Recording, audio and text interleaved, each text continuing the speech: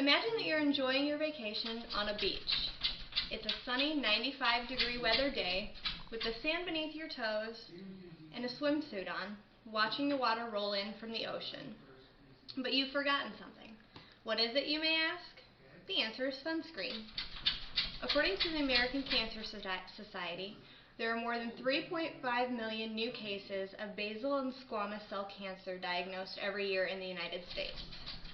According to the Melanoma Foundation of America, which can be found at melanomafoundation.org, you should be wearing sunscreen anytime you anticipate being in the sun for longer than 20 minutes. There are two main types of sunscreen. The main difference between the two is that chemical sunscreen does not act immediately and physical sunscreen does. Chemical sunscreen acts as a filter for the UV rays from the sun and reduces the amount of UV rays that are absorbed into your skin. The chemical sunscreens are colorless. They may leave a greasy film on your skin, but that will usually absorb into your skin within a few minutes. These sunscreens need to be applied 20 minutes prior to going into the sun, and they need to be reapplied every 30 minutes.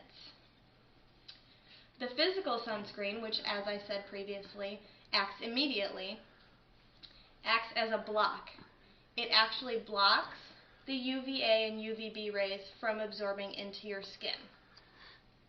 They contain either zinc oxide or titanium dioxide.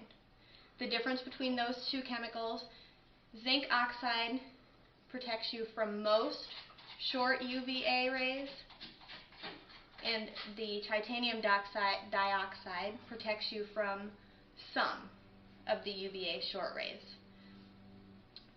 The physical sunscreen leaves a white chalky color on your skin, but it does not have a greasy feel. So it's a good sunscreen to use for your face or under your makeup. And as I said also before, that one works immediately, but it does need to be reapplied about every hour. If you do not have sunscreen, or for some reason you do not wish to use it, there are other options that you have for daily coverage. Hats are always a good idea, as are sunglasses when you're going to be spending time in the sun. And there is actually a fabric treatment called SunGuard, which you can find at sunguardsun.com, that you can wash your clothes in, and it will provide an SPF of 45 for up to 20 washings. This would be an ideal item to actually wash your swimming suits in, because on top of just the coverage from the swimming suit, you would be adding an SPF coverage to that material. As I said previously about facial sunscreen, that is something you should be wearing every day, that you plan on being in the sun at all. Two of the sources that I had earlier were the melanomafoundation.org, and that's for the Melanoma Foundation of America, and the American Cancer Society, which can be found at cancer.org. Both of those are very good sources if you have questions about any types of skin cancer or about SPF or any of the sunscreens that I explained.